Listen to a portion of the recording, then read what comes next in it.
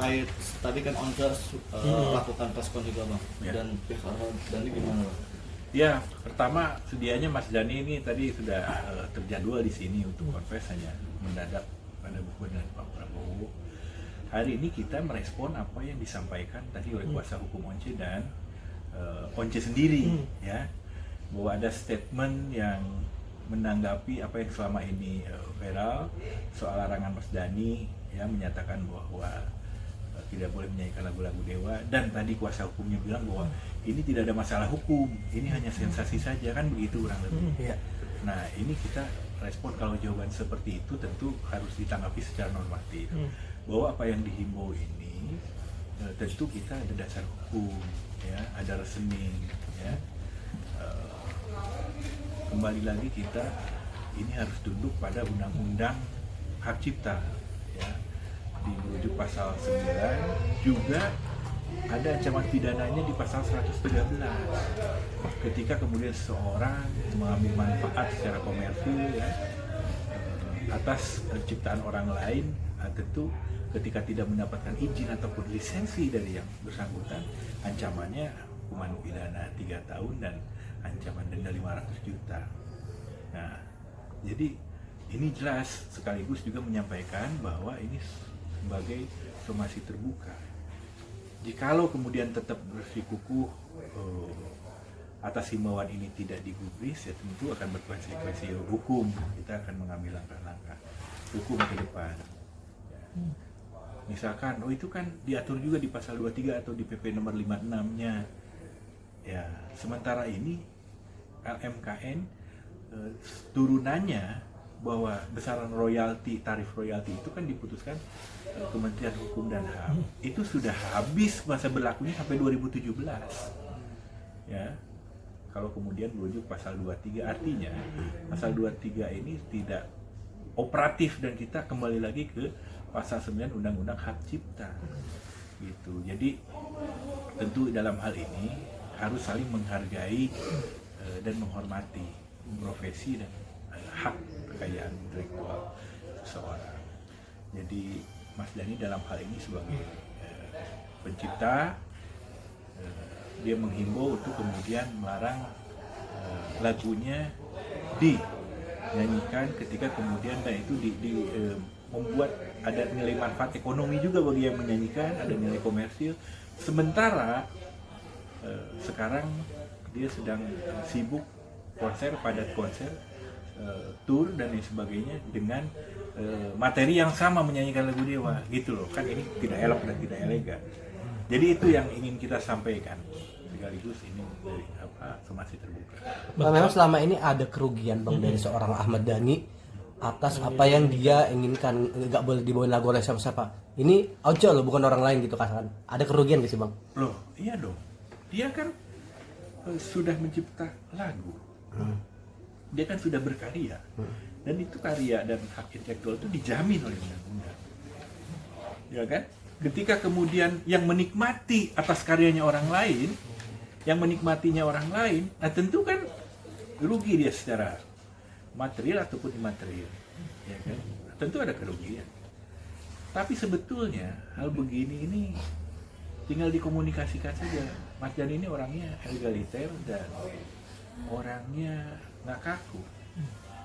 Kalau kemudian, bayar tuh royalti, izin dong sama gua dulu. Ya, kalau direspon kemudian, oh siap, nanti kita diskusi ya, selesai. Tapi kalau diresponnya, oh nggak masalah, secara hukum, lu kurang bisa baca undang-undang secara utuh. Kalau diresponnya begitu, tentu akan lain merespon kembali. Lah, gimana? Ini direspon seperti itu, dikiranya orang nggak ngerti hukum. Mas Dhani ini orang ngerti hukum, dia sudah berkonsultasi juga dengan Dirjen Haki dan sebagainya. Tapi kan Mas Once sendiri kan sahabat dekat dari Mas Dhani. Iya, betul sahabat. Makanya saya bilang, secara kualitas perkawanan tidak jadi masalah. Seperti halnya saya nih, saya pengacara, saya lawyer, saya punya perkawanan, kualitas perkawanan dengan rekan sejawat lawyer yang lain. Tapi satu waktu saya berlawanan, kan kita harus saling menghormati. Meskipun berlawanan, tapi tetap menjaga perkawanan. Begitupun ini profesinya penyanyi, ya, dia berkawan, tapi bagaimana dia juga saling harus menghormati profesionalismenya, harus menghormati, menghargai karyanya gitu loh.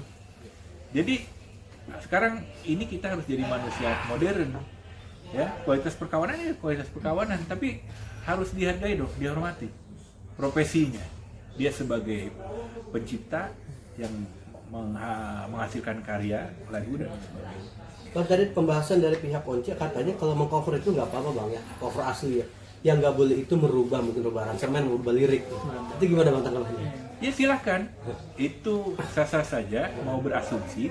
Tapi kalau kita kan sudah dijelaskan bahwa kita punya landasan jelas-jelas di pasal 9 ayat 1 2 itu, ya, di Undang-Undang Hak Cipta jelas-jelas bahwa harus mendapat izin dari pencipta, izin lisensi, dan itu sifatnya harus tertulis.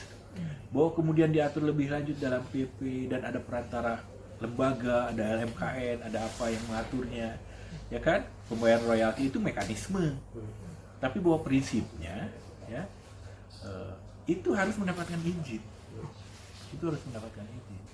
Ada pengkhususan orang nggak sih bang? Mungkin pengecualian lah, mungkin kalau anak-anaknya boleh gitu, atau keluarganya boleh gitu. Jangankan anak-anak, keluarganya. Mas Dhani yang tampil-tampil di kafe, nyanyikan lagu, saya sering denger dia ngomong, apa ada yang telepon. Itu kan komersil juga tuh. Gue mau nyanyi lagu Dewa nih di kafe di Anuan. Silakan, nggak jadi masalah. Ya kan? Ngomong, izin, berbaik-baik, gitu. Tapi kalau kemudian ini dibuat secara besar, ya kan, konser seperti halnya Dewa, gitu, materinya, substansinya nyanyiin lagu sama, tentu kan nggak elegan dong. Makanya Mas Dhani membatasi, jangan dulu deh statementnya dilarang nyanyi lagu Dewa selama kita lagi konser. Kan begitu, itu batasannya. Bang, saya mau meluruskan lagi bang. Berarti antara Ahmad Dhani dan seorang Once ini memang tidak ada permasalahan pribadi. Tidak ada Bang, masalah ya? pribadi.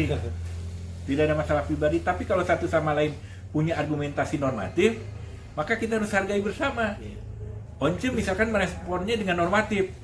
Baca dulu dong yang utuh undang-undang misalkan. Oh, Dhani pasti, apalagi kemudian ada lawyernya, Dhani juga pasti menyampaikan, Mas Dhani, ini gua nih ngomong substansi hukumnya begini, legalitasnya begini, reasoningnya begini, lawyer silahkan. Kan jadinya normatif. Coba kalau ngomongnya, oh siap bos, nanti kita diskusi, ngobrol ya. Coba, lain nggak? Enak nggak? Tapi secara perkawanan nggak ada masalah. Ada lagu bocoran nggak yang boleh dinyanyikan sama lagu apa aja Pak?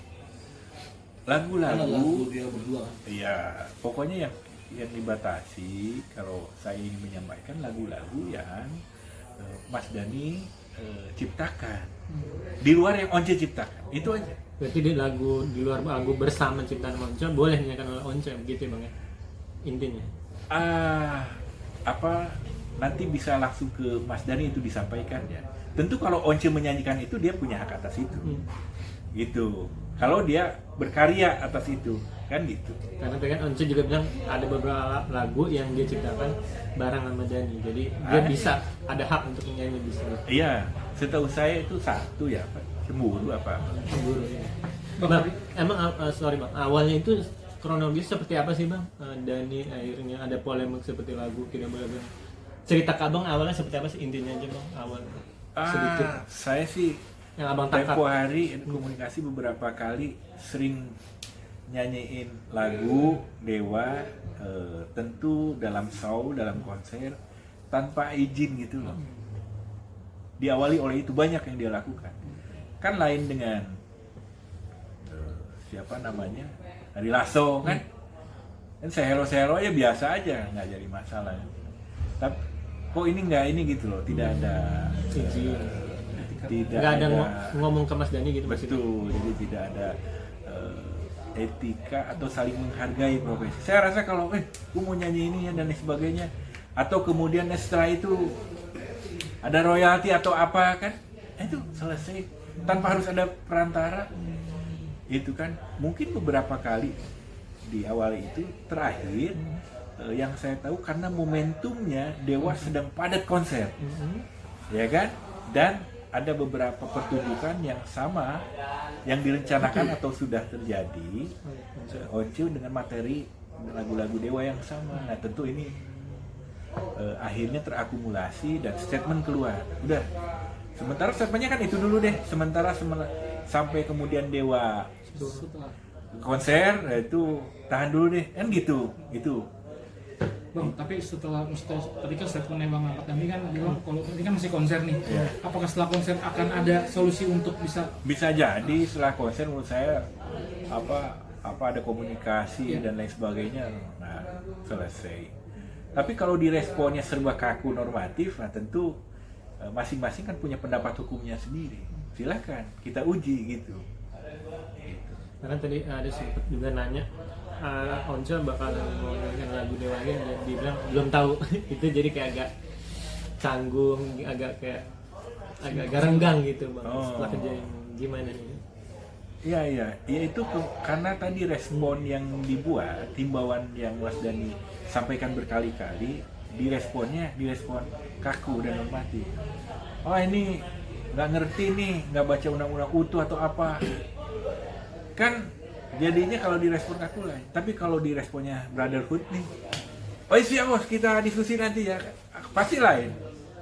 Ya, ini asumsi pribadi saya tuh, gitu. Jadi kenapa kalau di responnya normatif, ya normatif misalkan kaku bahwa ini saya tahu hukum nggak begini, maka kita akan merespon juga secara normatif, secara hukum, gitu. Dan bukan tanpa reasoning asal-asal ngomong, tapi memang ini dilandasi hukum. Jadi silahkan coba-coba, silahkan misalkan apa yang dihimbau dilakukan, tidak kembali dilakukan, nah, kita lihat nanti. Itu proses hukum kita akan jalankan, gitu. Kita akan uji, gitu ya. Oke. Ada lagi?